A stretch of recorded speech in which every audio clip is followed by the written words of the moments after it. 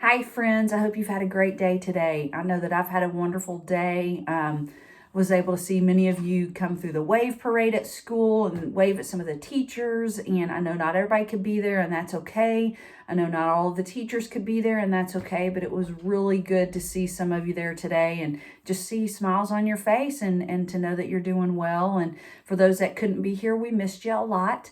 But anyways, it was a good day. And I've got two books that I want to read you. This first one is called Caps for Sale. And a friend of mine in Michigan requested this one. She's about my age, and she gave me a list of books that she used to read when she was a little girl. And this was one of them. And it's kind of a classic tale. It doesn't get old. Anybody can enjoy it. And she remembers reading this when she was a little girl. And so I wanted to share this one today with you. Some of you might have read it before. I know some of our 3-year-olds have read this in their class, and they even decorated one of the caps at school and put it on a monkey. So it's kind of a fun little thing. But this is called Caps for Sale, A Tale of a Peddler, Some Monkeys, and Their Monkey Business. Let's see what happens. Once there was a peddler who sold caps. But he was not an ordinary peddler carrying his wares on his back. He carried them on top of his head.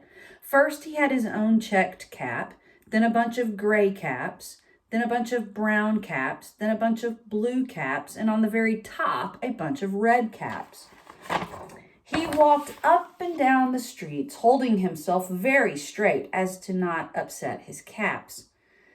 And as he went along, he called, "Caps, caps for sale, 50 cents a cap."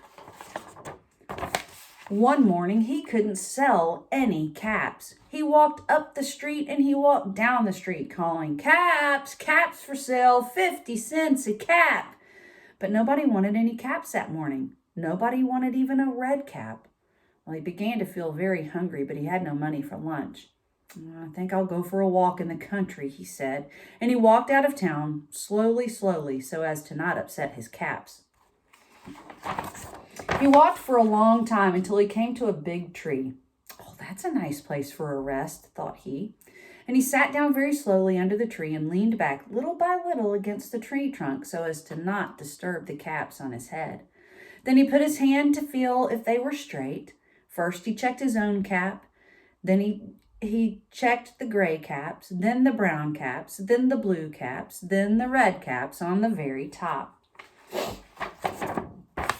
They were all there, so he went to sleep, and he slept for a long time. Oh, you see him stretching? When he woke up, he was refreshed and rested. That's what a good nap will do for you. I love naps. But before standing up, he felt with his hand to make sure his caps were in the right place. All he felt was his own checked cap. He looked to the right of him, no caps. He looked to the left of him, no caps. He looked in the back of him, no caps. He looked behind the tree, no caps. Then he looked up into the tree, and what do you think he saw?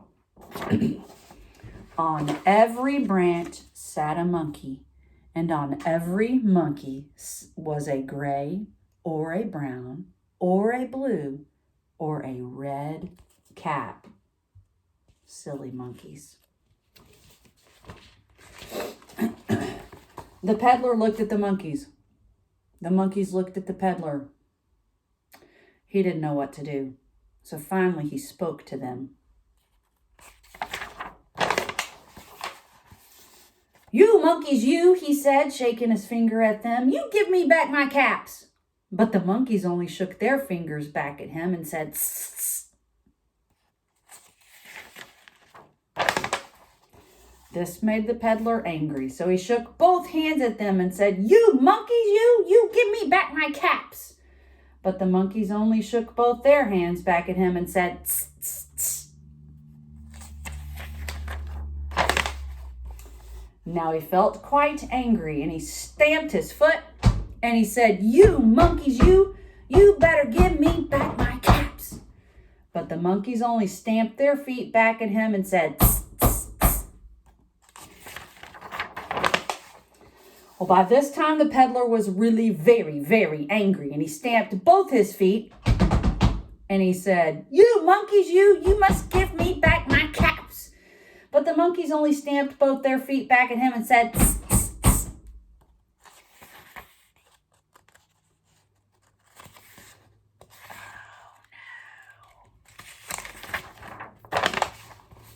At last, he became so angry that he pulled off his own cap, threw it on the ground, and began to walk away. But then each monkey pulled off his cap. What do you think they're going to do? And all the gray caps, and all the brown caps, and all the blue caps, and all the red caps came flying down out of the tree.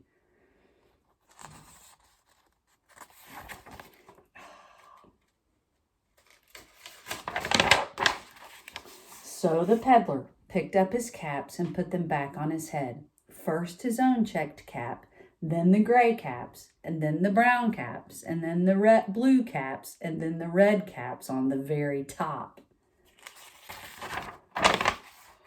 And slowly, slowly, he walked back to town calling, "Caps, caps for sale, 50 cents a cap." Whoa. And that is the end.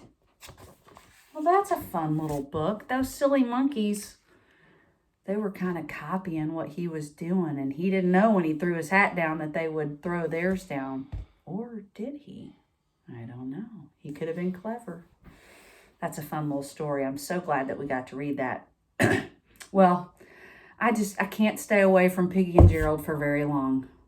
Why are they so funny?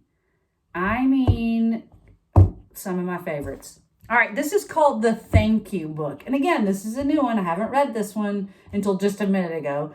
But this was a new one for me. Again, by Mr. Mo Willems. Man, he is just a great author and illustrator. Let me get situated. I have a lot to be thankful for. I had better get thinking. I am going to thank everyone who is important to me. Everyone? Everyone. No way! You will forget someone. You will forget someone important. I will thank everyone. It will be a thankorama. Wow. Off I go. Squirrels! Piggy! Thank you for your great ideas. Oh, shucks. Snake! Piggy. Thank you for playing ball with me. He's giving him a hug. The pigeon, thank you for never giving up. And I'm sorry you do not get to be in our books. Pigeon's going, that's what you think. Thinking is nice, but you will forget someone. And he's la la la. I will not. Mouse, birdies, rhino, hippo's big sister, barky dog, pelican, bear, hippo, worms. Thank you all for being great friends. Aww. See that, Gerald? I am a thanking machine. Piggy, you have forgotten someone important. Piggy's like, Do not worry, Gerald. My next thanks will be a big one. Oh, good. Thanks, Will. You are nice. So are you. That was a big thanks. Ice cream penguin. Thank you for your ice cream. That is what I do.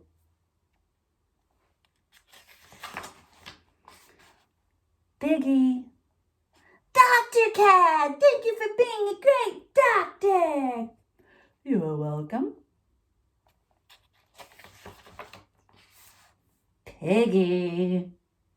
Brian Bat, thank you for drawing with me. That was fun. Piggy. Wow. You are forgetting someone. Someone very important. Really? Oh, now I know who you're talking about. The flies! Thank you for cooking with me. Anytime, dude. Remember, they helped him make slop. Not the flies, Peggy! I cannot think of anyone else I have forgotten to thank, Gerald!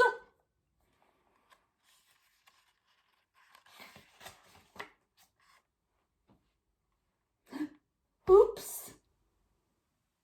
I goofed. Thank you, Elephant Gerald. You are the best friend a pig can ever have.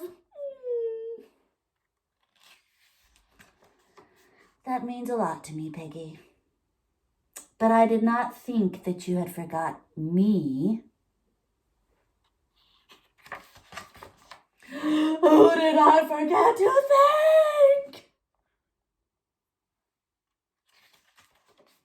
Our reader.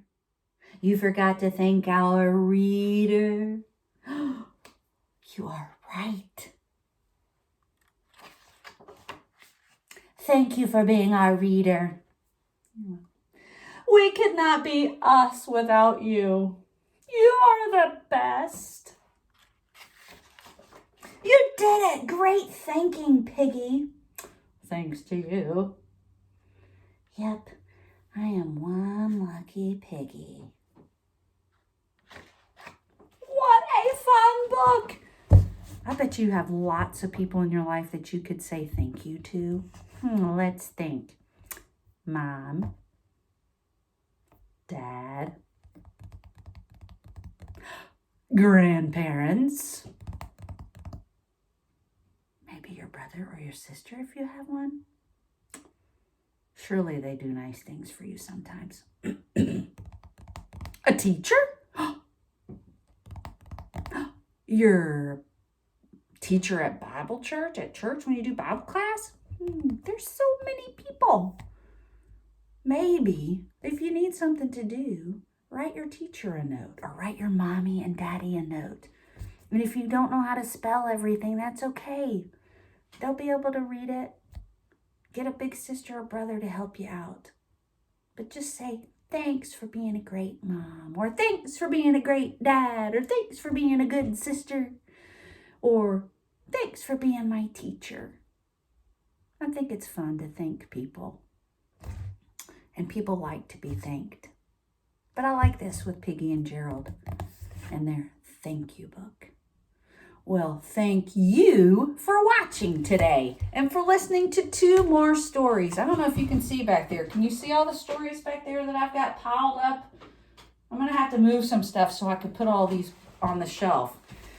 We've got quite the collection going, but I love it. And I will tell you this. See that clock right up there? It's always at the same time, and some of you have noticed that. Y'all are so clever. I took the batteries out because it makes a really loud ticking sound, and I didn't want it to get in the way of any of my reading books. So I took the batteries out, and that's why it's always at 9:08. It's not that I'm that punctual. It's just I took the batteries out, and it's always 9:08 on that clock. But very clever that some people saw that. All right, friends, I hope you've had a great day. Have a good rest of your day. And remember, I love you. Your teachers love you. Your parents love you. But always remember that no matter what, the one that loves you the most is God. Y'all have a great day. Bye, friends.